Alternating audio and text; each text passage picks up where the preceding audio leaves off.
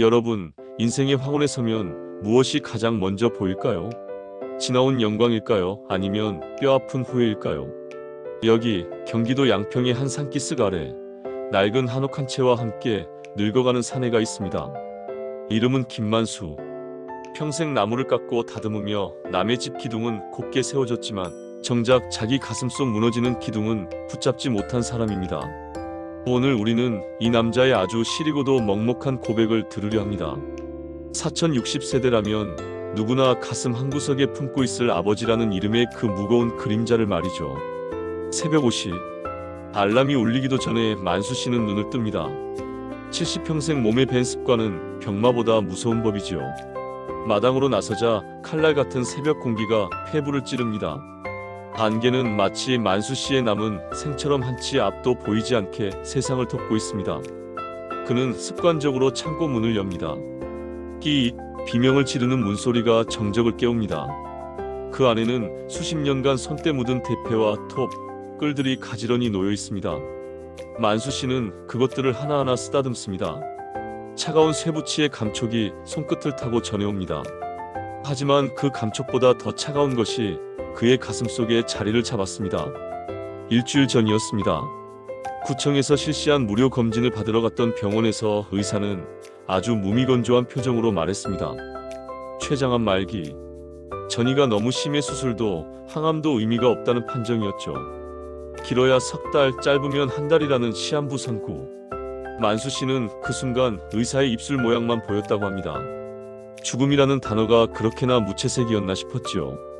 그는 병원을 나오며 길가에 핀 이름 모를 풀꽃을 한참이나 바라봤습니다. 너는 내일도 피겠구나. 나는 지는데. 그런 실없는 생각을 하면서요. 기침이 한번 시작되면 멈추질 않습니다. 입을 막은 손수건에는 점점이 붉은 꽃이 피어납니다. 만수 씨는 서둘러 손수건을 주머니 깊숙이 찔러 넣습니다. 아직은 누구에게도 보이고 싶지 않은 흔적입니다. 특히나 서울에서 잘 나가는 대기업 과장으로 살고 있는 아들 지훈이에게는 더더욱 그렇습니다. 만수 씨에게 지훈은 세상 그 무엇과도 바꿀 수 없는 보물이었지만 동시에 가장 멀리 있는 섬이기도 했습니다. 아들은 아버지를 미워합니다. 아니, 경멸한다고 표현하는 게 맞을지도 모르겠습니다. 가난했던 어린 시절 늘 나무 먼지를 뒤집어 쓰고 들어와 밥상머리에서 호통만 치던 무서운 아버지. 그 기억이 아들에게는 지워지지 않는 낙인이 된 것이죠. 방 안은 냉골입니다.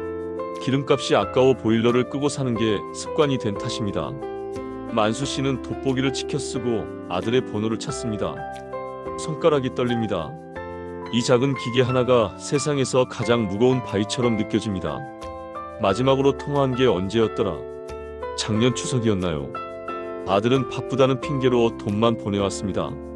아버지, 계좌 확인하세요. 그 짧은 문자 한 통이 부자 사이의 유일한 끈이었습니다. 만수 씨는 큰 숨을 들이켜고 통화 버튼을 누릅니다. 신호음이 한 번, 두 번, 세 번. 심장이 입 밖으로 튀어나올 것 같습니다. 아, 네 아버지. 지금 회의 들어가야 하는데 무슨 일이세요? 급한 거 아니면 나중에 전화 드릴게요. 아, 돈 필요하신 거면 저번 달에 보내드린 걸로 이번 달까지 쓰셔야 해요. 저도 요즘 대출 이자 때문에 힘들거든요. 아니다. 돈 때문이 아니고 그냥 너 요즘 얼굴 본 지도 오래됐고 해서 이번 주말에 잠깐 시간 안 되나 물어보려고 전화했다. 애미도 너를 많이 찾고 해서. 아버지, 저번에도 말씀드렸잖아요. 저 이번 주에 중요한 프로젝트 마감이라니까요. 애들도 학원 보충 수업 있고. 무슨 일 있으신 거 아니면 끊을게요. 나중에 연락드릴게요. 전화기가 차갑게 식어갑니다. 만수 씨는 끊긴 전화를 귀에서 떼지 못합니다. 수화기 너머로 들리던 아들의 바쁜 숨소리, 그 뒤로 들리던 세련된 사무실의 소음들. 그것들이 만수 씨가 사는 이 적막한 시골집과는 너무나 동떨어진 세계처럼 느껴집니다. 만수 씨는 멍하니 벽에 걸린 낡은 가족 사진을 봅니다.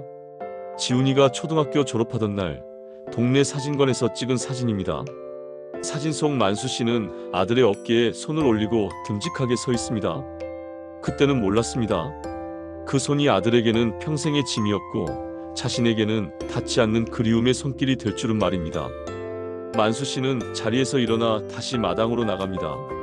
아들에게 거절당한 슬픔보다 전하지 못한 말이 가슴에 맺혀 더 아파옵니다. 지훈아, 아비가 미안하다. 너를 사랑하는 법을 몰라서 그저 땀 흘려 돈 벌어다 주는 게 전부인 줄 알았다. 내 손이 거칠어질수록 내 길은 고와질 줄 알았는데 그 거친 손이 내 마음까지 긁어놓은 줄 몰랐구나. 만수 씨는 차마 뱉지 못한 말들을 허공에 흩뿌립니다. 안개가 서서히 걷히기 시작하지만 그의 마음속 안개는 더욱 짙어만 갑니다. 오후가 되자 겨울에는 서둘러 자취를 감춥니다. 만수 씨는 창고 구석 깊숙한 곳으로 몸을 옮깁니다. 거기엔 아주 오래된 참나무로 만든 묵직한 상자 하나가 놓여 있습니다. 먼지가 두껍게 내려앉은 그 상자는 만수 씨가 목수일을 처음 시작할 때 손수 만든 연장통입니다. 그는 떨리는 손으로 먼지를 닦아냅니다. 상자 귀퉁이에는 김만수라는 석자가 새겨져 있습니다. 뚜껑을 열자 낡은 대패와 녹슨 톱들이 모습을 드러냅니다. 그리고 그 밑바닥 비밀스러운 공간에 만수 씨는 지난 30년간 모아온 보물들을 숨겨두었습니다. 그것은 다름 아닌 낡은 종이 뭉치들입니다. 지훈이가 초등학교 때 쓴 일기장, 중학교 성적표, 대학 합격 통지서, 그리고 아들이 첫 월급을 탔다며 사준 내복의 상표까지. 만수 씨는 아들에게 무관심한 척했지만 사실 아들의 모든 발자취를 이 연장통 속에 소중히 보관해왔습니다.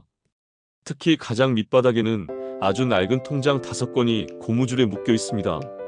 지훈이 이름으로 된 청약저축, 교육보험, 그리고 비상금 통장들. 만수 씨는 평생 자기 옷 한 벌 제대로 사입지 않고 이 통장들에 아들의 미래를 채워 넣었습니다. 사람들은 말합니다. 부모는 자식의 밑거름이라고요. 하지만 만수 씨에게 그 말은 너무나 고통스러운 훈장이었습니다. 아들 지훈이가 대학에 합격했을 때 등록금이 없어 만수 씨는 막노동 현장에 나갔습니다. 비가 쏟아지던 날 무리하게 작업을 하던 중 전동톱에 손을 다쳤습니다. 오른쪽 검지와 중지 2마디가 잘려나가는 사고였지요. 만수 씨는 병원에서 손가락을 봉합하는 대신 산재 보험금과 보상금을 받아 아들의 등록금을 치렀습니다. 아들에게는 그저 일하다가 조금 다쳤다고만 했지요. 지훈이는 아버지가 술 먹고 부주의해서 손을 다친 줄로만 알고 평생 아버지를 한심하게 여겼습니다. 그 진실이 이 녹슨 연장통 안에 잠들어 있습니다. 만수 씨는 이제 이 상자를 주인에게 돌려주려 합니다. 자신의 생이 다하기 전에 아들이 이 상자를 열어보길 간절히 바랍니다. 그 안에 담긴 건 낡은 고물이 아니라 한 남자가 평생을 바쳐 지켜온 사랑이라는 것을요. 그는 펜을 듭니다. 아들에게 줄 마지막 편지를 쓰기 위해서입니다. 지훈아, 이 못난 애비를 용서해라. 너에게 줄 것이 이것뿐이라 미안하다. 첫 문장을 적는 데만 1시간이 걸렸습니다. 밤이 깊었습니다. 시골의 밤은 죽음처럼 고요합니다. 만수 씨가 편지를 마무리할 무렵 거실에서 덜그럭거리는 소리가 들립니다. 아내 정숙 씨입니다. 정숙 씨는 2년 전부터 치매를 앓기 시작했습니다. 처음엔 사소한 것을 잊어버리더니 이제는 눈앞의 남편도 가끔 알아보지 못합니다. 만수 씨는 서둘러 거실로 나갑니다. 아내는 얇은 여름 셔츠만 입은 채 대문을 열려 하고 있습니다. 지훈이 아빠, 우리 지훈이 올 시간 됐어요. 마중 나가야 해요. 애가 길을 잃으면 어떡해? 지금 밖은 너무 어두운데 지훈이 무서운 거 싫어하잖아요. 정수가, 지훈이 벌써 다 컸다. 지금 서울에서 아주 잘 살고 있어. 걱정 마라. 자, 이제 들어가서 자야지. 응? 근데 당신은 누구세요? 우리 지훈이 아빠 아니죠? 지훈이 아빠는 손가락이 다 있는데 당신은 왜 손가락이 없어요? 무서워. 가요. 저리 가요. 아내의 한마디가 만수 씨의 심장을 갈기갈기 찢어놓습니다. 가장 가까운 사람조차 자신의 상처를 외면할 때 그 고독은 이루 말할 수 없습니다. 만수 씨는 어둠 속에서 소리 없이 오열합니다. 암세포가 온몸을 갉아먹는 통증보다 아내의 낯선 시선과 아들의 차가운 목소리가 더 아픕니다. 나는 누구를 위해 평생을 바친 걸까? 내 인생의 집은 도대체 누가 지어주는 걸까? 만수 씨는 차가운 방바닥에 머리를 맞대고 한참을 울었습니다. 그런데 그 순간 적막한 집안에 요란한 전화벨 소리가 울려 퍼집니다. 밤 11시가 넘은 시각, 아들 지훈의 전화입니다. 만수 씨는 닦이지 않은 눈물을 훔치며 떨리는 손으로 전화를 받습니다. 이번엔 아들이 먼저 전화를 했습니다. 무언가 좋은 소식이 아닐까, 혹시 이번 주말에 오겠다는 소리가 아닐까. 만수 씨의 가슴이 희망으로 부풀어 오릅니다. 하지만 수화기 너머로 들려오는 지훈의 목소리는 분노와 원망으로 가득 차 있었습니다. 아버지, 대체 무슨 짓을 하신 거예요? 방금 병원에서 연락 왔는데 어머니 요양원 비용이 몇 달째 밀렸다면서요. 그리고 지금 저희 집으로 법원 압류 딱지가 날아왔다고요. 아버지 시골집 담보로 대출 받으셨어요? 그 돈 다 어디다 쓰셨는데요? 제 인생 망치려고 작정하신 거예요? 만수 씨의 눈앞이 하얘집니다. 압류 딱지라니요.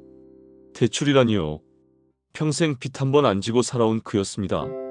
그는 떨리는 몸을 이끌고 대문을 바라봅니다. 어둠 속에서 검은 양복을 입은 사내들이 마당으로 들어서고 있습니다.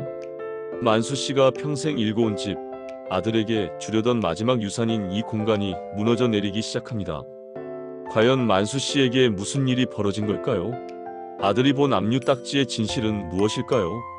평생을 바친 아버지의 마지막 고백은 이대로 비극으로 끝나고 마는 걸까요? 인생에서 가장 무거운 침묵은 언제일까요? 아마도 사랑하는 사람에게 가장 하고 싶은 말을 끝내 삼켜야만 할 때일 것입니다. 서울의 번듯한 아파트 거실 유리창에 빨간 압류 딱지가 붙던 그날, 지훈 씨는 세상이 멈추는 기분이었습니다. 아버지가 평생을 바쳐 지어준 집인 줄 알았는데 그 집이 사실은 아버지의 살점을 떼어내 간신히 버티고 있던 위태로운 성이었다는 것을 알게 된 순간이었죠. 도대체 그 고지식한 노인네는 그 큰 돈을 어디에 쓴 걸까요? 평생 못질 한 번 허투루 하지 않던 정직한 목수 김만수 씨의 삶에 왜 이런 참혹한 그림자가 드리운 걸까요? 오늘 그 녹슨 연장통 속에 숨겨진 첫 번째 비밀이 열립니다. 지훈 씨는 앞이 캄캄했습니다. 대기업 과장으로 승진하며 이제 막 인생의 황금기를 맞이했다고 자부했건만 법원에서 날아온 서류 한 장이 그의 목을 조여왔습니다. 서류에는 믿기 힘든 숫자들이 적혀 있었습니다. 아버지 만수 씨가 시골집과 지훈 씨의 아파트 명의를 담보로 거액의 사채를 끌었었다는 기록이었습니다. 이자는 이미 원금을 넘어섰고 채권자들은 이제 아들의 직장까지 압박해오고 있었습니다.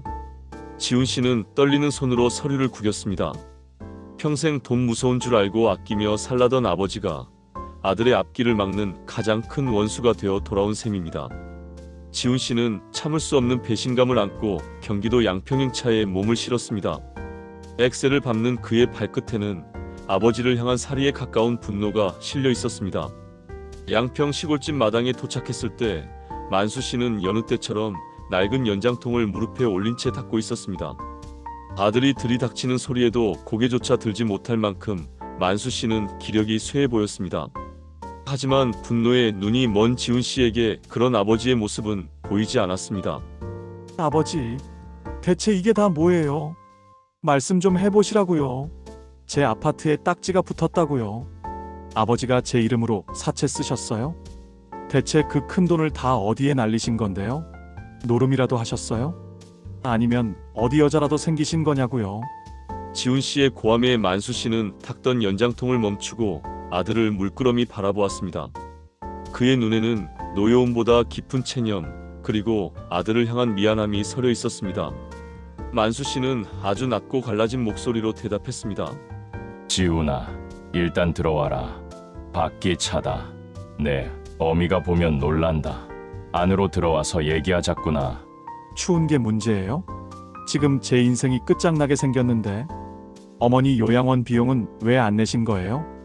제가 매달 꼬박꼬박 보내드린 그 큰 돈들 다 어디 갔냐고요? 아버지, 진짜 실망입니다. 평생 고지식하게만 사시는 줄 알았는데 뒤로 이런 더러운 짓을 하고 계셨다니. 지훈 씨의 날카로운 말들이 만수 씨의 가슴을 난도질합니다. 하지만 만수 씨는 변명하지 않았습니다. 아니, 어쩌면 변명할 힘조차 이미 소진해버린 모습이었습니다. 최장암이라는 녀석이 그의 생명력을 갉아먹고 있는 줄도 모르는 아들은 그저 눈앞에 돈과 명예가 사라지는 것에만 분노하고 있었습니다.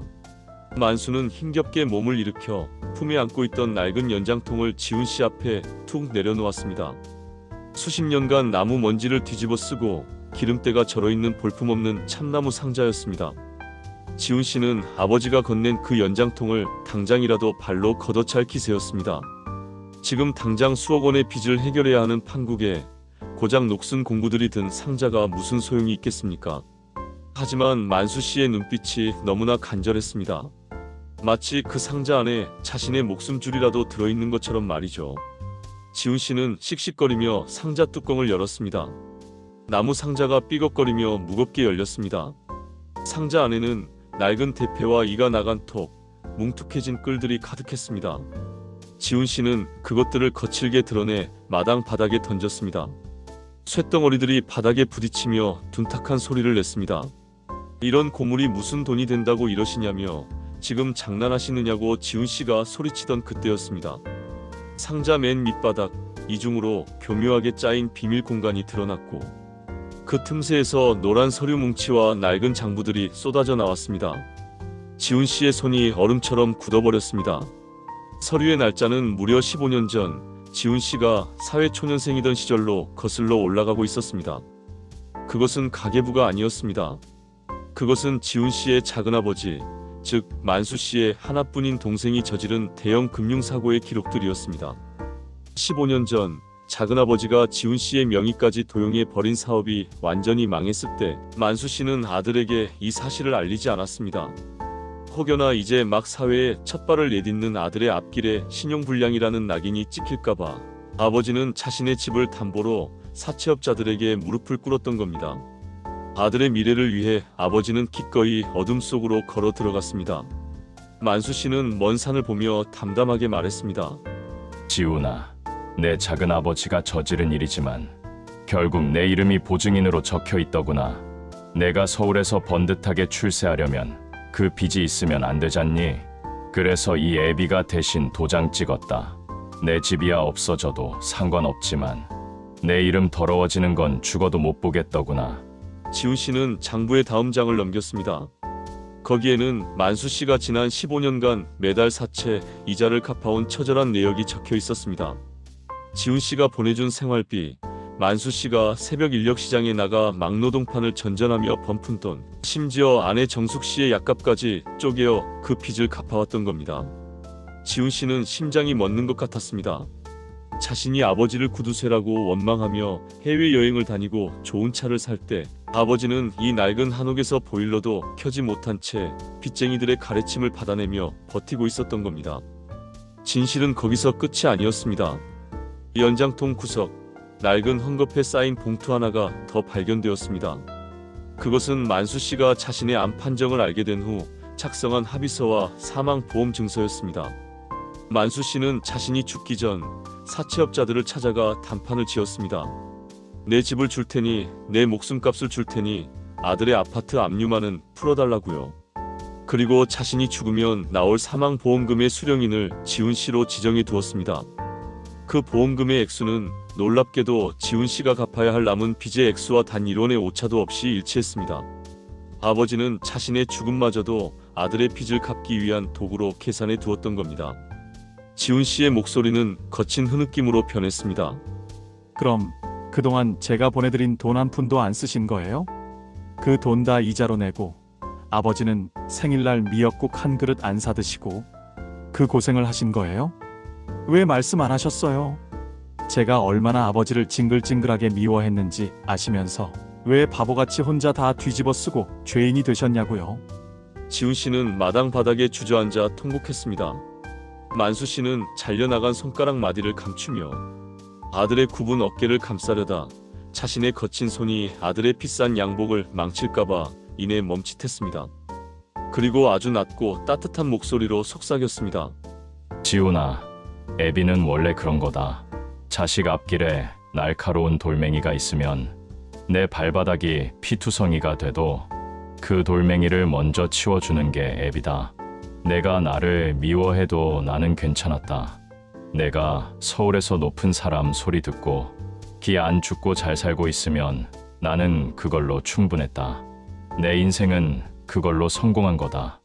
지훈 씨는 만수 씨의 손을 잡았습니다. 거칠고 투박한 손, 아들의 대학 등록금을 마련하려다. 기계에 잘려나간 그 손가락 마디가 오늘따라 너무나 작아 보였습니다. 아버지는 이 잘려나간 손으로 아들의 세상을 지어왔던 겁니다. 자신은 무너져 내리면서도 자식의 천장은 결코 내려앉지 않게 온몸으로 버티고 있었던 것이죠. 지훈 씨는 그제야 깨달았습니다. 자신이 그토록 혐오했던 아버지의 무뚝뚝함과 가난이 사실은 자신을 향한 이 세상에서 가장 뜨겁고 치열한 사랑의 증거였다는 것을요. 아버지는 고백하고 있었습니다. 말 대신 삶으로, 침묵 대신 굳은 살로 말입니다. 밤이 깊어지자 양평의 시골집 마당에 하얀 눈이 소리 없이 내리기 시작합니다. 만수 씨와 지훈 씨는 낡은 툇마루에 30년 만에 처음으로 나란히 앉았습니다. 어색했던 공기는 눈 녹듯 사라지고 오직 서로의 거친 숨소리만이 정적을 채웁니다. 두 사람 사이를 흐르는 온기는 그 어느 보일러보다 뜨겁게 타오릅니다. 하지만 운명은 이들에게 더 이상의 평온을 허락하지 않는 모양입니다. 만수 씨의 기침 소리가 심상치 않게 깊어지더니 그의 몸이 서서히 지훈 씨의 어깨 쪽으로 기울어집니다. 지훈 씨가 놀라 아버지를 흔들지만 만수 씨는 이미 의식을 잃고 차가워지고 있었습니다. 그 순간 안방에서 들려오는 어머니 정숙 씨의 날카로운 비명. 정숙 씨의 치매 증세가 극도로 악화되며 집안은 순식간에 아수라장이 됩니다. 지훈 씨는 아버지를 등에 업고 눈길을 헤치며 대문 밖으로 달려나갑니다. 뒤에서 정숙 씨는 문설주를 잡고 가지 마라, 지훈아. 우리 애 데려가지 마라 하며 울부짖습니다. 이제야 아버지의 진심을 알게 되었는데, 이제야 그 거친 손을 제대로 잡아들였는데, 신은 왜 이들에게 이토록 가혹한 시련을 연달아 던지는 걸까요? 만수 씨의 연장통 속에는 아직 열리지 않은 마지막 편지 한 통이 남아 있습니다. 지훈 씨는 아버지를 업고 눈길을 헤치며 병원으로 향하는 차 안에서도 떨림을 멈출 수 없었습니다. 조수석에 힘없이 고개를 떨군 만수 씨의 얼굴은 창밖의 하얀 눈보다 더 창백했습니다. 지훈 씨는 핸들을 잡은 손에 힘을 주며 지난 세월 아버지를 향해 쏟아냈던 독설들을 떠올렸습니다.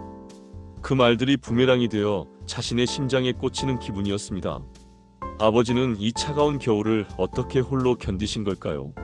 아들이 보내준 생활비조차 마음 편히 쓰지 못하고 빚쟁이들의 전화를 피해 다니며 당신의 몸 안에 암세포가 자라는 줄도 모르고 연장통만 닫고 계셨던 그 쓸쓸한 뒷모습이 지훈 씨의 눈앞을 가렸습니다. 지훈 씨는 문득 아버지가 건네준 연장통 속에 아직 다 확인하지 못한 서류들이 생각났습니다. 아버지가 의식을 잃기 직전까지 그토록 소중하게 안고 있던 그 낡은 상자 말입니다. 병원 응급실에 아버지를 눕히고 나서야 지훈 씨는 병원 복도 한 구석에 앉아 다시 그 상자를 열었습니다. 상자 안쪽에는 낡은 종이 한 장이 더 붙어 있었습니다. 그것은 지금으로부터 30년 전 지훈 씨가 중학생이던 시절의 기록이었습니다. 당시 지훈 씨는 전교 1등을 놓치지 않는 수재였습니다. 서울에 있는 명문 특목고에 합격했지만 돌연 진학을 포기하고 동네 인문계 고등학교에 진학해야만 했습니다. 그때 아버지는 지훈 씨에게 이렇게 말했었죠. 공부는 어디서든 할 수 있는 거다. 괜히 서울 나가서 돈 쓰지 말고 여기서 다녀라. 지훈 씨는 그날 이후 아버지를 돈밖에 모르는 구두쇠라고 생각했습니다. 자식의 미래보다 주머니 속 뱅뱅 도는 동전 몇 푼을 더 소중히 여기는 비겁한 어른이라고 믿었습니다. 하지만 그 종이 뒷면에 적힌 만수 씨의 일기에는 전혀 다른 진실이 적혀 있었습니다. 그의 겨울은 유난히 추웠고 공사 현장은 꽁꽁 얼어붙어 있었습니다. 만수 씨는 아들의 서울 유학 자금을 마련하기 위해 무리하게 야간 작업을 자원했습니다. 하지만 공사 현장의 크레인이 무너지는 사고가 발생했고 만수 씨는 동료를 구하려다 등에 지울 수 없는 큰 흉터를 남기게 되었습니다. 회사는 보상금을 줄 수 없다고 발뺌했고 만수 씨는 아들의 등록금을 마련하기 위해 동네 건달들에게 사채를 빌렸습니다. 그런데 그 사채업자들이 어린 지훈 씨의 학교 앞까지 찾아와 위협을 가하기 시작했던 겁니다. 만수 씨는 아들이 이 더러운 세상의 폭력에 노출되는 것을 막기 위해 차라리 아들에게 미움을 받는 길을 택했습니다. 서울로 가면 그놈들이 너를 찾아낼 거다. 그러니 여기 있어라. 차마 이 말을 하지 못한 아버지는 그저 돈 아깝다는 핑계로 아들의 꿈을 꺾어야만 했습니다. 지훈 씨는 병원 복도에서 무릎을 꿇고 얼굴을 묻었습니다. 아버지가 30년 동안 지켜온 비밀은 모두 지훈 씨를 보호하기 위한 방패였습니다. 아버지는 당신이 비겁한 인간이 되는 대신 아들이 평범하고 안전한 일상을 살아가기를 바랐던 것입니다. 지훈 씨가 대기업 과장이 되어 떵떵거리고 살 수 있었던 그 기반은 사실 아버지의 부러진 뼈와 잘려 나간 손가락 그리고 평생을 따라다닌 가난의 낙인이었습니다. 그때 병실 안에서 간호사가 다급하게 지훈 씨를 불렀습니다. 아버지가 잠시 의식을 회복했다는 소식이었습니다. 지훈 씨는 젖은 얼굴을 닦을 새도 없이 병실로 뛰어들어갔습니다. 만수 씨는 산소 마스크를 쓴 채 가쁜 숨을 몰아쉬고 있었습니다. 지훈 씨가 다가가 아버지의 손을 잡자 만수 씨는 힘겹게 눈을 떠 아들을 바라보았습니다. 그리고 마스크 너머로 작게 속삭였습니다. 지훈아, 상자는 다 봤니? 거기에 내 엄마 약값이랑 내 아파트 빚 서류 다 넣어뒀다. 내가 없어도 내가 기죽지 않게. 이 애비가 할 수 있는 건 다 해두려고 했는데 시간이 너무 모자랐구나. 미안하다, 지훈아. 너를 더 좋은 환경에서 키웠어야 했는데 이 애비가 목수라서 손등에 가시 박힌 사람이라서 너를 힘들게 했구나. 아버지, 그런 말씀 마세요. 제가 잘못했어요. 제가 아버지를 너무 몰랐어요. 그 빚 제가 다 갚을게요. 아버지는 그냥 제 옆에만 계셔주세요. 제가 이제 돈 많이 벌잖아요. 아버지 맛있는 것도 사드리고 좋은 옷도 사드리고 싶단 말이에요. 만수 씨는 희미하게 미소를 지었습니다. 그리고 지훈 씨의 손등을 거칠고 마디 굵은 손으로 툭툭 쳤습니다. 그 손놀림은 마치 어린 시절 지훈 씨가 잠투정을 할 때 아버지가 토닥여주던 그 박자와 같았습니다. 만수 씨는 마지막 힘을 다해 말을 이어갔습니다. 아니다, 지훈아. 내가 나를 미워하면서 열심히 살았던 그 시간이 내가 성공하는 원동력이었다면 나는 그걸로 만족한다. 부모는 말이다. 자식에게 디딤돌이 될 수 없다면 차라리 하늘 심어줘서라도 높은 곳으로 올라가게 만들어야 하는 법이다. 나는 내가 나를 이기고 서울로 갔을 때 정말 기뻤다. 내 아들이 나처럼 살지 않게 됐다는 것만으로도 나는 내 인생이 완성됐다고 생각했다. 이제 연장통 속에 있는 편지를 꺼내 보렴. 거기에 내가 너에게 전하는 진짜 마지막 이야기가 있다. 지훈 씨는 떨리는 손으로 상자 깊숙한 곳 붉은색 봉투에 담긴 편지를 꺼냈습니다. 그 편지지는 누렇게 변색되어 있었고 곳곳에 눈물 자국이 배어 있었습니다. 지훈 씨가 편지를 읽어 내려가기 시작하자 병실 안의 공기는 한순간에 멈춘 듯했습니다. 사랑하는 내 아들 지훈아, 너에게 이 편지가 읽힐 때쯤이면 나는 아마 내 곁에 없을지도 모르겠구나. 사람들은 내가 평생 나무만 만지며 살았다고 하지만 사실 내 인생에서 가장 아름답게 다듬고 싶었던 작품은 바로 너였다. 내가 못질을 잘못해서 내 마음에 상처를 낸 건 아닌지, 내가 대패질을 서툴게 해서 내 성격이 모나게 잘한 건 아닌지 늘 걱정했단다. 하지만 너는 스스로 아주 멋진 집이 되어주었구나. 지훈아, 내 작은 아버지를 너무 원망하지 마라. 그 사람도 결국 가난이 무서워 욕심을 부린 가여운 인간일 뿐이다. 그리고 내 엄마를 잘 부탁한다. 엄마의 기억 속에 나는 이미 사라졌을지 몰라도 내 기억 속에 나는 영원히 살아있고 싶구나. 편지를 읽던 지훈 씨의 시야가 흐려졌습니다. 편지의 마지막 문장에는 만수 씨가 평생 동안 단 한 번도 말하지 않았던 문장이 적혀 있었습니다. 지훈아, 나는 너를 단 한순간도 사랑하지 않은 적이 없단다. 내 아들로 태어나줘서 고맙다. 지훈 씨는 아버지의 가슴에 얼굴을 묻고 소리내어 울었습니다. 아버지는 그 소리를 들으며 평온하게 눈을 감았습니다. 평생을 남의 집 기둥만 세워주던 늙은 목수가 드디어 자신의 무거운 짐을 내려놓고 쉬러 가는 순간이었습니다. 병원 밖에는 여전히 하얀 눈이 내리고 있었고 그 눈 위로 지훈 씨와 아버지의 지난 세월이 덮여가고 있었습니다.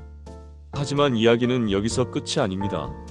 만수 씨의 장례식을 치르던 날, 지훈 씨는 연장통의 가장 깊은 바닥에서 또 다른 열쇠 하나를 발견하게 됩니다.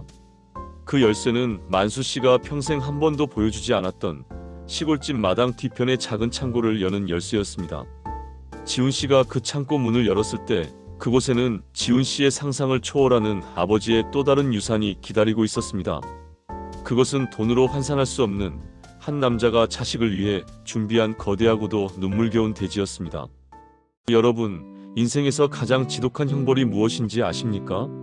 그것은 바로 사랑하는 사람을 마음껏 원망했는데 알고 보니 그 원망의 대상이 나를 위해 지옥을 걷고 있었다는 사실을 뒤늦게 깨닫는 것입니다. 지금 병원 응급실 밖 차가운 벤치에 앉아있는 지훈 씨의 마음이 바로 그렇습니다. 아버지가 남긴 연장통 속의 장부와 서류들. 그 안에는 지훈 씨가 평생 독종이라 불렀던 아버지의 눈물겨운 사투가 적혀 있었죠. 하지만 진실은 여기서 끝이 아닙니다. 오늘 치매로 기억을 잃어가는 어머니의 깨진 기억 속에서 지훈 씨의 인생을 송두리째 바꿔놓았던 30년 전 그날의 진짜 얼굴이 드러납니다. 병원 응급실의 조명은 지나치게 밝고 차갑기만 합니다. 의식을 잃고 누워있는 아버지 만수 씨의 얼굴은 이제 주름진 고목 껍질처럼 메말라 있습니다. 지훈 씨는 아버지의 앙상한 손을 잡았습니다. 대기업 과장으로 승진하며 남들 앞에 번듯하게 내밀었던 자신의 손이 아버지의 이 굽은 손마디 위에서 한없이 부끄러워졌습니다. 그때였습니다. 병동 복도 끝에서 초점 없는 눈으로 벽을 짚으며 걸어오는 한 여자가 있었습니다. 바로 지훈 씨의 어머니 정숙 씨입니다. 정숙 씨는 치매로 인해 현재와 과거를 수시로 오가고 있었습니다. 아들을 보고도 알아보지 못하던 정숙 씨가 갑자기 지훈 씨의 옷소매를 붙잡고 바닥에 주저앉습니다. 여보, 안 돼요. 우리 지훈이 그 학교 보내면 안 돼요. 그 사람들이 다시 오면 어떡해? 지훈이 아빠, 제발 그 돈 돌려주러 가지 마요. 그냥 우리가 다 뒤집어 쓰면 되잖아요. 당신 손가락도 잃었는데 이제 목숨까지 버리려고요? 지훈 씨의 심장이 덜컥 내려앉습니다. 어머니가 쏟아내는 말들은 파편화되어 있었지만 그 단어 하나하나가 지훈 씨의 뇌리에 박힙니다. 학교, 돈, 그리고 아버지의 손가락. 지훈 씨는 어머니의 어깨를 잡고 간절하게 물었습니다. 어머니, 그게 무슨 말씀이세요? 아버지가 손가락을 잃은 게 사고가 아니었나요? 30년 전 제가 특목고 진학을 포기했던 날 도대체 무슨 일이 있었던 건가요? 정숙 씨는 멍한 눈으로 지훈 씨를 보다가 갑자기 무언가 떠오른 듯 비명을 지르며 울음을 터뜨립니다. 지훈아, 미안하다. 내 아버지가 너를 버린 게 아니야. 그때 그 사채업자들이 너를 납치하겠다고 협박했어. 내 작은 아버지가 진 빚 때문에 우리 지훈이 앞길 막을 수 없다고. 내 아버지가 그 무서운 사람들 앞에서 자기 손가락을 걸고 맹세했단다. 이 돈 갚을 테니 우리 아들은 건드리지 말라고. 너 서울 보내면 그놈들이 쫓아갈까봐 아버지가 너를 억지로 옆에 앉혀둔 거야. 너를 미워해서가 아니라 너를 살리려고 그랬던 거야. 지훈 씨는 온몸의 피가 거꾸로 솟는 기분이었습니다. 30년 전 서울 명문고에 합격하고도 돈 아깝다, 시골에서 다녀라라고 호통치던 아버지의 모습이 떠올랐습니다. 그날 지훈 씨는 아버지의 뺨에 침이라도 뱉고 싶은 심정으로 방에 들어가 문을 걸어 잠갔습니다. 아버지는 그 문 밖에서 아무 말 없이 담배만 태우셨죠. 지훈 씨는 아버지가 자신의 꿈을 짓밟은 독재자라고 생각하며 평생을 복수하듯 성공에 매달렸습니다. 그런데 그 모든 것이 아들을 지키기 위한 아버지의 처절한 연극이었다니요. 아버지는 아들에게 증오를 사는 길을 택함으로써 아들의 생명을 지켜냈던 것입니다. 밤이 깊어갈수록 진실의 무게는 지훈 씨를 더욱 강하게 짓눌렀습니다. 응급실 안에서 들려오는 기계음 소리가 마치 아버지의 마지막 숨소리처럼 위태롭게 들립니다. 지훈 씨는 다시 연장통을 열었습니다. 아버지가 그토록 소중히 여기던 그 낡은 나무 상자. 그 안에는 장부 외에도 낡은 신문지 조각들이 가득했습니다. 자세히 보니 그것들은 모두 지난 20년간 지훈 씨의 회사 이름이 거론된 기사들이었습니다. 지훈 씨가 입사했을 때, 대리로 승진했을 때, 그리고 이번에 과장이 되었을 때의 기사까지. 아버지는 돋보기를 쓰고 이 신문 조각들을 오려내며 홀로 얼마나 기뻐하셨을까요? 아들에게는 전화 한 통 걸지 못하면서 남몰래 아들의 이름을 손으로 쓸어보며 얼마나 많은 밤을 견디셨을까요? 지훈 씨는 연장통 바닥면을 더듬다가 작은 비밀 열쇠 하나를 발견했습니다. 그리고 그 옆에는 아버지의 거친 필체로 쓴 메모가 붙어 있었습니다. 뒷마당 작은 창고, 지훈이의 방. 지훈 씨는 홀린 듯 병원을 빠져나와 다시 양평 시골집으로 향했습니다. 새벽 안개를 뚫고 도착한 집은 고요했습니다. 지훈 씨는 열쇠를 들고 시골집 뒤편 잡초가 무성한 곳에 숨겨진 작은 판자 창고로 향했습니다. 한 번도 열어본 적 없는 아버지만의 성역이었던 곳입니다. 창고 문을 열자 쿰쿰한 나무 냄새와 함께 먼지가 피어올랐습니다. 지훈 씨는 휴대전화 손전등을 켜고 내부를 비췄습니다. 그리고 그곳에 펼쳐진 광경에 지훈 씨는 그 자리에 주저앉아 통곡하고 말았습니다. 그 작은 창고 안에는 지훈 씨가 어린 시절 갖고 싶어 했던 모든 것들이 나무로 만들어져 있었습니다. 초등학교 때 갖고 싶어 했던 나무 자동차, 중학교 때 필요했던 독서대, 그리고 고등학교 때 아버지가 부순 줄 알았던 지훈 씨의 기타까지. 아버지는 솜씨 좋은 목수의 손으로 아들에게 주지 못한 선물들을 하나하나 나무로 깎아 이곳에 보관해 왔던 겁니다. 창고 벽면에는 지훈 씨의 키를 잰 흔적들이 빽빽하게 적혀 있었습니다. 우리 아들 오늘 1cm 컸음. 지훈이 서울 가는 날 대문 밖에서 한참 울었음. 만수 씨는 아들에게 말로 전하지 못한 사랑을 이 창고 가득 채워두고 있었던 것이죠. 지훈 씨는 나무로 된 독서대를 어루만졌습니다. 얼마나 많이 만졌는지 표면이 거울처럼 매끄러웠습니다. 아버지는 매일 밤 이곳에 들어와 아들을 그리워하며 이 나무들을 다듬었을 겁니다. 아들에게 버림받고 아들에게 욕을 먹으면서도 아버지는 이곳에서 자신의 진심을 깎고 또 깎았던 것이죠. 그런데 창고 구석에서 지훈 씨는 뜻밖의 서류 뭉치를 하나 더 발견하게 됩니다. 그것은 현재 지훈 씨가 다니고 있는 회사의 주식 매입 증서들이었습니다. 아주 적은 금액이었지만 아버지는 지난 10년 동안 막노동으로 번 돈을 한 푼 두 푼 모아 지훈 씨 회사의 주식을 사모으고 있었습니다. 이유는 단 하나였습니다. 혹시라도 우리 아들이 회사에서 잘릴까봐 조금이라도 주주로서 힘을 보태주고 싶다는 노인의 순진하고도 눈물겨운 계산이었죠. 지훈 씨는 그 종이 뭉치를 가슴에 안고 소리내어 울었습니다.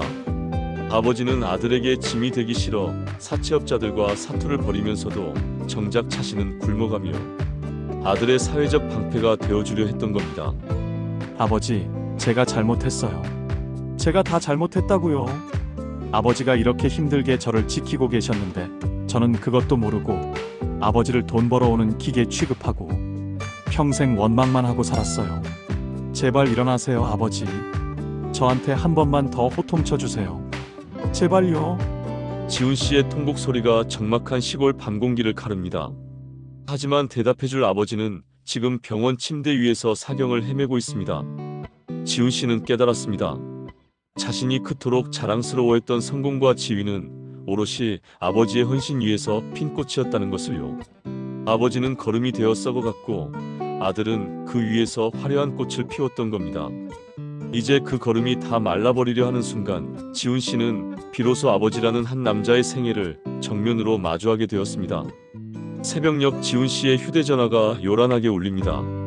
병원에서 온 연락이었습니다. 지훈 씨는 심장이 내려앉는 기분으로 전화를 받았습니다. 간호사의 목소리가 다급하게 들려옵니다. 환자분 상태가 급격히 나빠졌으니 빨리 오셔야 한다는 소식이었습니다. 지훈 씨는 창고 문도 닫지 못한 채 다시 차를 몰아 병원으로 질주합니다. 빗길에 미끄러지며 안개의 앞이 가려지며 지훈 씨는 기도하고 또 기도했습니다. 제발 아버지께 사랑한다는 말을 할 기회만이라도 달라고 말이죠. 병원에 도착한 지훈 씨는 숨이 턱 끝까지 차오른 채 응급실로 뛰어들어갔습니다. 하지만 응급실의 분위기는 이전보다 훨씬 무겁고 정적만이 흐르고 있었습니다. 의사는 지훈 씨를 보며 고개를 가로졌습니다.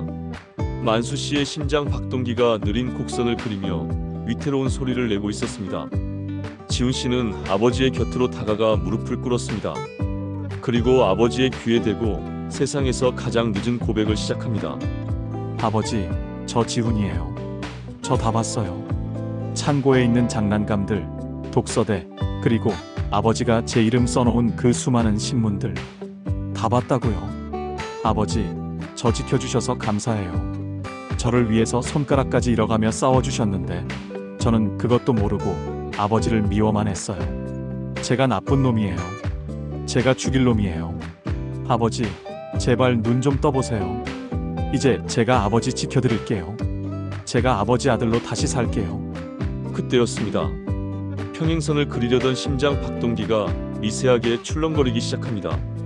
만수 씨의 감긴 눈꺼풀 사이로 투명한 눈물 한 방울이 주르륵 흘러내립니다.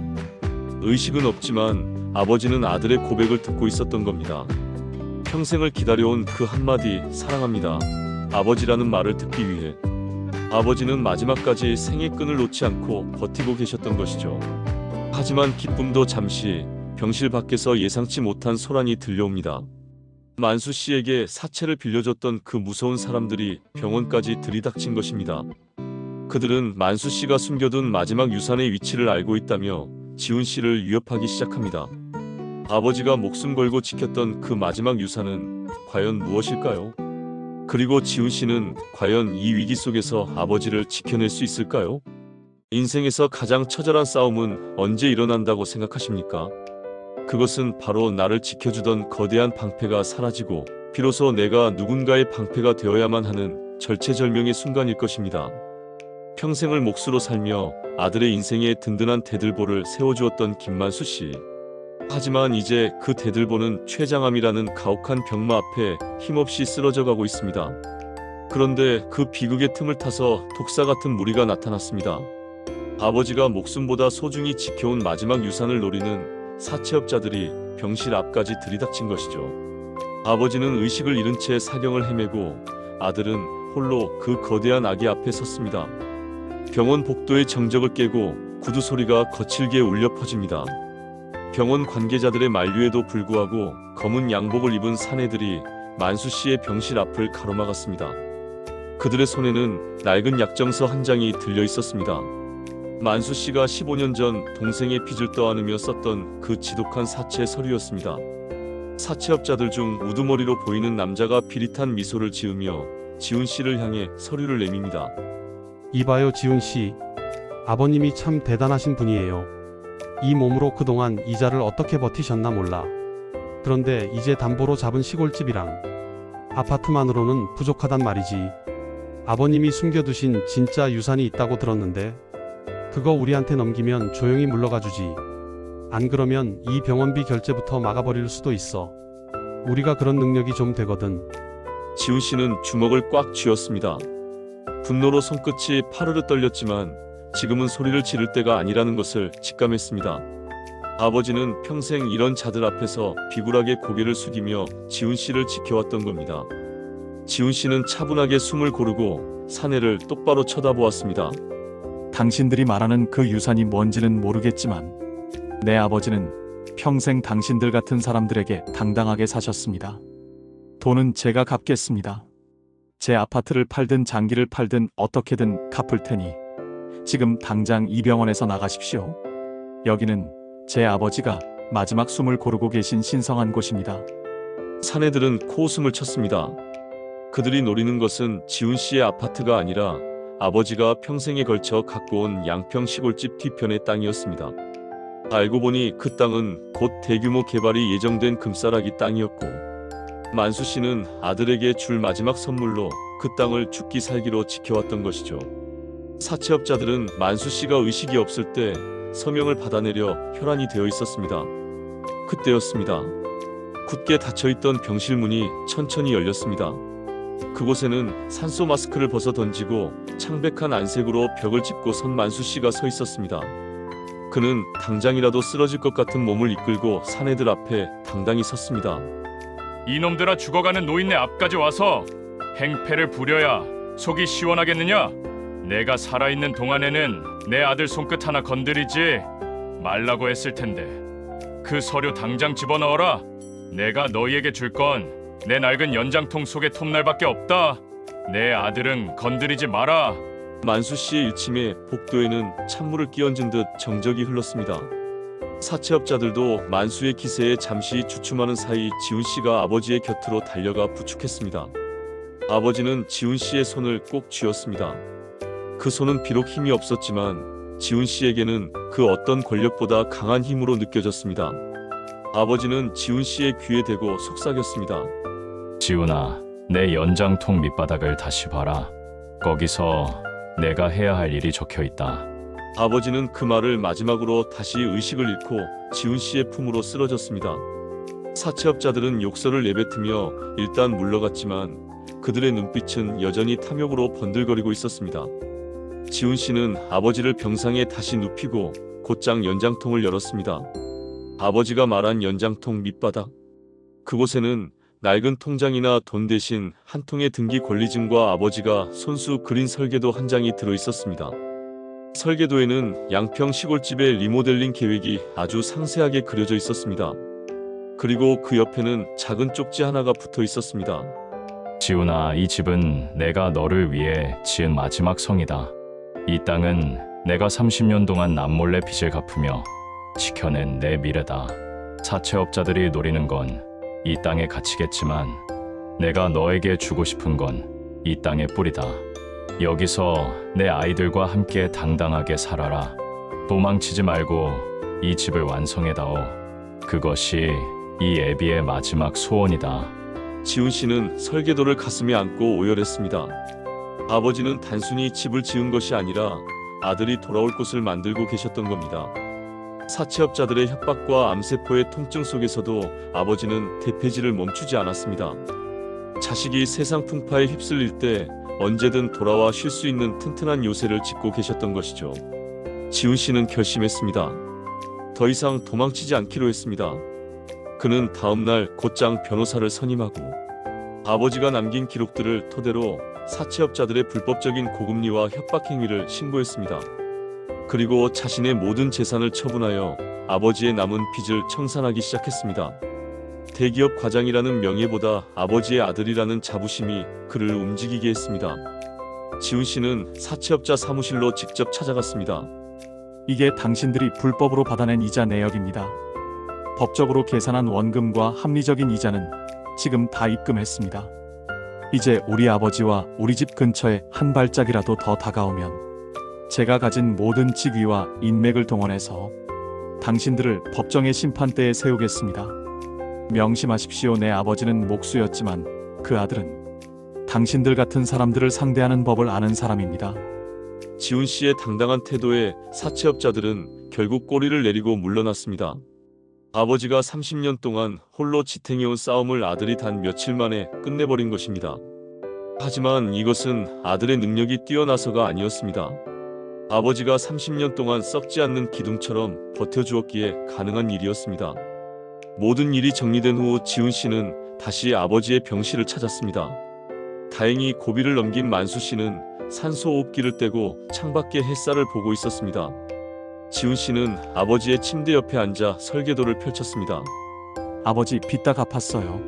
이제 그 사람들 알아요. 그리고 아버지 설계도대로 우리 집 고치기 시작했어요. 제가 직접 목수들 섭외하고 저도 주말마다 내려가서 도울 거예요. 아버지 퇴원하시면 그 집에서 우리 가족 다 같이 살아요. 어머니도 그 집에서는 기억이 돌아오실지도 모르잖아요. 만수 씨는 아들의 손을 잡았습니다. 거칠고 투박한 손마디가 서로 닿았습니다. 만수 씨의 눈가에는 이슬이 맺혔습니다. 평생을 아들에게 미안해하며 살았던 노인은 이제야 비로소 무거운 짐을 내려놓은 표정이었습니다. 고맙다 지훈아. 내가 내 아들이라서 참 고맙다.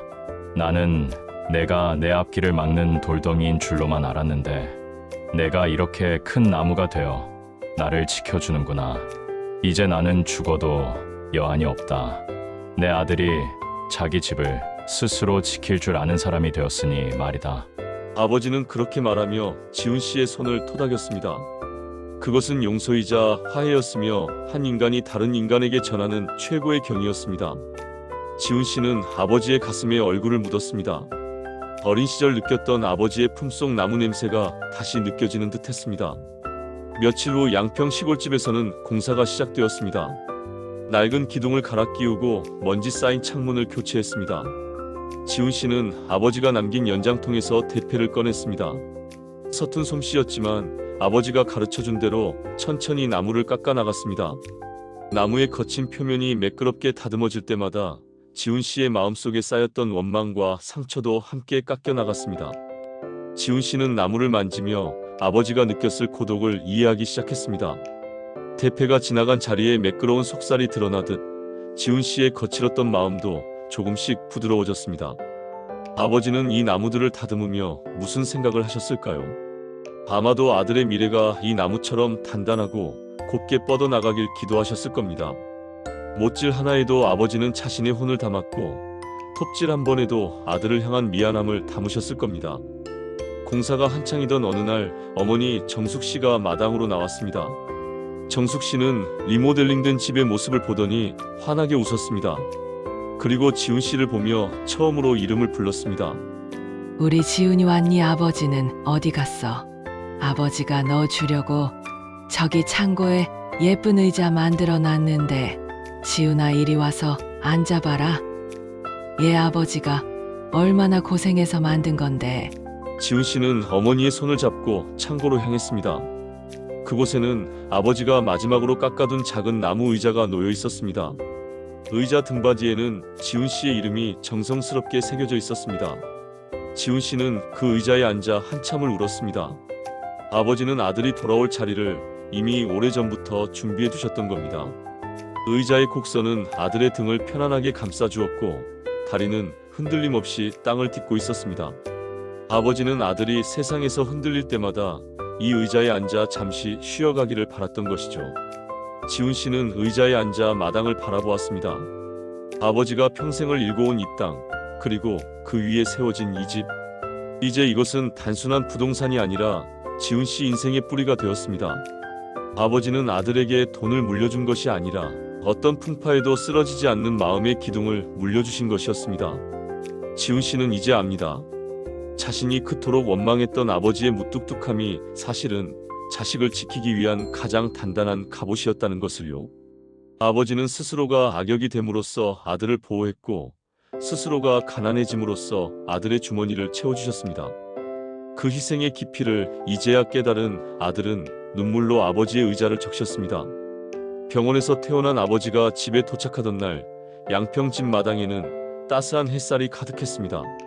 만수 씨는 아들이 고쳐놓은 집을 한참 동안 바라보았습니다. 그리고 지훈 씨가 만든 의자에 앉아 조용히 눈을 감았습니다. 아버지는 아무 말도 하지 않았지만 그의 입가에는 옅은 미소가 번졌습니다.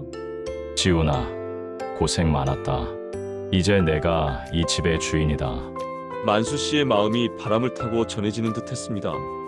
지훈 씨는 아버지의 곁에 앉아 함께 마당을 보았습니다. 부자 사이를 흐르던 차가운 강물은 이제 따뜻한 온천수가 되어 서로의 마음을 녹였습니다. 인생의 절정은 가장 화려하게 빛날 때가 아니라 가장 소중한 가치를 지켜냈을 때 찾아오는 것임을 지훈 씨는 깨달았습니다.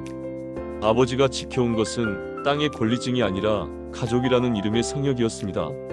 이제 지훈 씨가 그 성역의 새로운 방패가 되었습니다. 아버지는 비로소 무거운 짐을 내려놓고 평안을 얻었습니다. 이것이 바로 한 남자의 말년이 보내는 가장 위대한 고백이자 한 아들이 아버지에게 드리는 최고의 경이였습니다. 인생이라는 이름의 긴 여정을 마무리할 때 우리는 과연 무엇을 손에 쥐고 떠날까요? 평생을 나무와 함께 살아온 노목수 김만수 씨에게 그 대답은 화려한 명성도 쌓아둔 재산도 아니었습니다. 오직 아들의 가슴속에 온전하게 세워진 정직한 기둥 하나, 그리고 아들이 돌아와 쉴 수 있는 튼튼한 지붕 하나면 충분했습니다. 양평의 시골집은 이제 낡은 껍데기를 벗고 새로운 생명력을 얻었습니다. 지훈 씨가 아버지의 설계도를 따라 직접 망치를 들고 대패질을 하며 고쳐낸 이 집은 이제 단순한 건물이 아니라 아버지와 아들이 30년 만에 나눈 화해의 증거이자 사랑의 결실입니다. 집수리가 거의 마무리되어 가던 어느 날이었습니다. 마당 깊숙한 곳에서 발견된 철제 상자 속에는 만수 씨가 평생 동안 지훈 씨에게 차마 보내지 못한 편지 수백 통이 들어 있었습니다. 지훈 씨는 새로 만든 툇마루에 앉아 그 빛바랜 편지들을 한 장씩 읽어 내려갔습니다. 편지는 지훈 씨가 태어나던 날의 기쁨부터 시작되었습니다. 지훈아, 내가 처음 세상에 나와 내 손가락을 꽉 쥐던 날, 나는 이 세상 모든 나무를 다 베어서라도 너를 위한 궁전을 지어주고 싶었단다. 라고 적힌 첫 편지에서 지훈 씨의 눈물은 이미 멈추지 않았습니다. 아버지는 무뚝뚝한 표정 뒤에서 이토록 다정한 문장들을 매일 밤 써내려가고 있었던 겁니다. 편지 속에는 지훈 씨가 기억하지 못하는 수많은 순간이 기록되어 있었습니다. 지훈 씨가 초등학교 운동회 때 달리기에서 넘어져 울던 날, 아버지는 멀리 공사 현장에서 그 소식을 듣고 남몰래 소주 한 잔을 기울이며 속상해했다는 고백. 지훈 씨가 첫 사춘기를 겪으며 아버지에게 노동자 냄새나서 싫다고 대들었던 날, 아버지는 화장실에서 자신의 손을 비누로 수십 번 씻어내며 아들의 말에 상처 입기보다 자신의 부족함을 탓했다는 슬픈 기록들. 그 모든 편지 한 통 한 통이 지훈 씨의 가슴에 대못처럼 박혔다가 이내 따뜻한 위로가 되어 흘러내렸습니다. 아버지는 아들의 모진 말들을 모두 가슴에 묻고 그 고통을 나무를 깎는 힘으로 승화시켜왔던 것입니다. 지훈 씨는 편지를 읽으며 아버지가 왜 사채업자들에게 그토록 시달리면서도 입을 닫았는지 다시 한번 확인하게 되었습니다. 너는 나처럼 흙먼지 마시며 살지 마라. 너는 깨끗한 옷 입고 넓은 세상에서 당당하게 살아라. 그러기 위해서라면 이 애비는 평생 어둠 속에 있어도 좋다. 이 문장을 읽을 때 지훈 씨는 아버지가 지켜온 것이 땅이나 집이 아니라 바로 아들의 자존심이었다는 사실을 뼈저리게 느꼈습니다. 자식이 기죽지 않게 하려고 아버지는 스스로가 기죽은 나무가 되어 썩어갔던 겁니다. 지훈 씨는 편지 더미 속에서 자신의 성공을 축하하는 신문 스크랩들을 다시 발견했습니다. 아버지는 기사가 나올 때마다 그 종이를 품에 넣고 자다가 혹여나 구겨질까봐 다시 펴서 다림질까지 해두었습니다. 병원에서 요양 중이던 만수 씨가 마지막으로 집을 방문하고 싶다는 뜻을 전해왔습니다. 의사는 무리라고 말렸지만 만수 씨의 눈빛이 너무나 간절했습니다. 지훈 씨는 아버지를 휠체어에 태우고 자신이 완성한 새 집의 대문을 들어섰습니다. 만수 씨는 휠체어에 앉아 새로 바뀐 기둥을 하나하나 손으로 쓸어보았습니다. 대패질이 서툰 곳도 있었고 못질이 비뚤어진 곳도 있었지만 만수 씨는 환하게 웃었습니다. 잘했다, 지훈아. 정말 잘했다. 이제 이 집은 100년은 끄떡없겠구나. 만수 씨의 칭찬에 지훈 씨는 어린아이처럼 아버지의 무릎에 머리를 기대고 울었습니다. 아버지는 잘려나간 손가락 마디로 아들의 머리를 쓰다듬어 주었습니다. 그 투박한 손길이 세상 그 어떤 비단보다 부드럽게 지훈 씨의 영혼을 어루만졌습니다.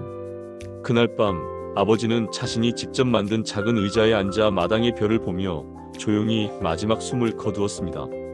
고통스러운 신음소리 하나 없이 마치 잠든 것처럼 평온한 모습이었습니다.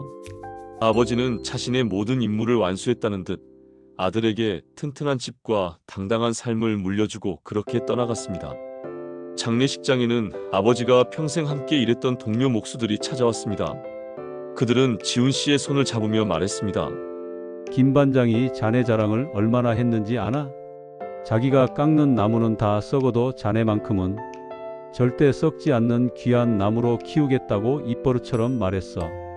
지훈 씨는 아버지의 동료들이 건네는 말 한마디 한마디를 가슴에 새기며 아버지가 남긴 유산이 단순히 물질적인 것이 아니라 사람의 마음이었음을 깨달았습니다. 아버지를 상등성이 좋은 곳에 모시고 돌아온 지훈 씨는 아버지의 연장통을 깨끗이 닦아 집 안가장 잘 보이는 곳에 두었습니다. 그리고 창고에 있던 아버지의 유작들을 정리하여 작은 추모 공간을 만들었습니다. 이제 그곳은 동네 사람들에게도 개방되어 표현이 서툰 이 땅의 모든 아버지와 자식들이 찾아와 서로의 진심을 확인하는 장소가 되었습니다. 지훈 씨는 주말마다 내려와 직접 나무를 만지기 시작했습니다. 대기업 과장이라는 직함보다 김만수 목수의 아들로서 나무의 결을 잇고 집을 보수하는 시간이 지훈 씨에게는 가장 행복한 시간이 되었습니다. 어머니 정숙 씨는 신기하게도 아버지가 떠난 후 조금씩 기억을 회복하기 시작했습니다. 물론 완전하지는 않았지만 아버지가 고쳐놓은 새 집의 거실에 앉아있으면 아버지가 옆에 있는 것 같다며 미소 지으셨습니다. 정숙 씨는 지훈 씨에게 아버지가 마지막으로 남겼던 말을 들려주었습니다. 지훈 아빠가 그랬단다. 지훈이는 나보다 훨씬 훌륭한 목수가 될 거라고. 집을 고치는 목수가 아니라 사람의 마음을 고치고 가족의 사랑을 세우는 그런 진짜 목수 말이다. 지훈 씨는 어머니의 손을 꼭 잡았습니다. 이제 지훈 씨는 압니다. 아버지가 남긴 가장 큰 유산은 부동산도 주식도 아닌 가족을 지키는 책임감과 진심을 다하는 정직함이었다는 것을요. 지훈 씨는 이제 자신의 아들에게도 나무 만지는 법을 가르쳐 줍니다. 얘야, 이 나무는 겉은 거칠어 보여도 속은 아주 단단하단다. 우리 할아버지가 이 나무처럼 사셨어. 남들에게는 거친 모습만 보여줬지만 속으로는 우리를 위해 가장 따뜻한 집을 지어주셨지. 아들은 할아버지의 연장통을 만져보며 고개를 끄덕입니다. 이렇게 아버지의 정신은 세대를 넘어 이어집니다. 만수 씨가 30년 동안 남몰래 흘린 눈물은 이제 마당에 꽃나무를 키우는 걸음이 되었고, 그가 깎아낸 고통은 아들의 인생을 지탱하는 든든한 대들보가 되었습니다. 말년의 고백. 그것은 죽음을 앞둔 노인의 뒤늦은 회한이 아니었습니다. 그것은 평생을 바쳐 자식을 지켜낸 한 남자가 마침내 자식의 가슴 속에 도착한 사랑의 전원이었습니다. 우리는 모두 누군가의 희생 위에 서 있습니다. 우리가 걷는 평탄한 길은 사실 누군가가 무릎으로 기어가며 고르게 펴놓은 길일지도 모릅니다. 오늘 지훈 씨는 아버지의 낡은 대패를 잡고 다시 한번 나무를 깎습니다. 나무 향기가 온 집안에 퍼져나갑니다. 그 향기는 마치 아버지가 곁에서 자라고 있다며 다독여주는 따뜻한 숨결 같습니다. 사랑은 말로 하는 것이 아니라 삶으로 증명하는 것이라는 사실을 김만수 목수는 우리에게 온몸으로 가르쳐 주었습니다. 이제 지훈 씨는 더 이상 아버지를 원망하지 않습니다. 오히려 아버지가 남겨준 그 좁고 거친 길을 자랑스럽게 걸어갑니다. 그 길 끝에 아버지가 환하게 웃으며 기다리고 있을 것임을 믿기 때문입니다. 지훈 씨는 오늘도 양평집 마당에 서서 하늘을 봅니다. 아버지가 별이 되어 지켜보고 있을 그 하늘 말입니다. 아버지, 보고 계시죠? 저 이제 도망치지 않아요. 아버지가 지어준 이 집에서 아버지가 가르쳐준 마음으로 정말 행복하게 잘 살게요. 사랑합니다, 아버지. 지훈 씨의 고백이 바람을 타고 산 너머로 퍼져나갑니다. 산울림처럼 돌아오는 것은 아버지의 낮은 목소리 같습니다. 그래, 내 아들아. 너는 나의 가장 위대한 작품이란다. 이야기는 여기서 마침표를 찍지만 만수 씨와 지훈 씨가 함께 지은 사랑의 집은 영원히 그 자리에 남아 우리에게 진정한 가족의 의미를 전해줄 것입니다. 인생의 마지막 고백은 가장 화려한 순간에 나오는 것이 아니라 가장 진실한 순간에 나옵니다. 만수 씨는 자신의 죽음으로써 그 진실을 완성했습니다. 아들은 아버지의 죽음을 통해 비로소 진짜 어른이 되었습니다. 이것이 바로 우리가 잊고 살았던 이 땅의 모든 평범한 아버지가 보여주는 위대한 기적입니다. 우리 모두는 누군가의 소중한 작품이며 동시에 누군가의 인생을 지탱하는 기둥입니다. 여러분의 집은 지금 튼튼합니까? 사랑이라는 대패로 서로의 마음을 다듬고 있습니까?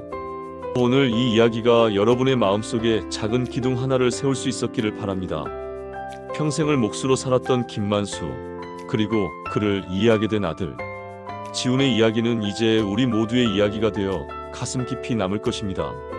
지훈 씨는 마지막으로 아버지의 편지함 가장 깊은 곳에 자신이 직접 쓴 답장을 넣었습니다. 아버지, 다음 생에도 꼭 제 아버지로 태어나 주세요. 그때는 제가 먼저 아버지의 거친 손을 알아볼게요. 그때는 제가 먼저 아버지의 짐을 나누어 질게요. 존경하고 사랑합니다. 편지함의 뚜껑이 닫히고 지훈 씨는 환하게 웃었습니다. 이제 그의 등 뒤에는 아버지라는 거대한 산이 늘 함께하고 있습니다. 만수 씨의 말년의 고백은 그렇게 아들의 인생 속에서 영원한 노래가 되어 울려 퍼지고 있습니다. 나무는 죽어서도 자리를 지킨다는 말이 있습니다.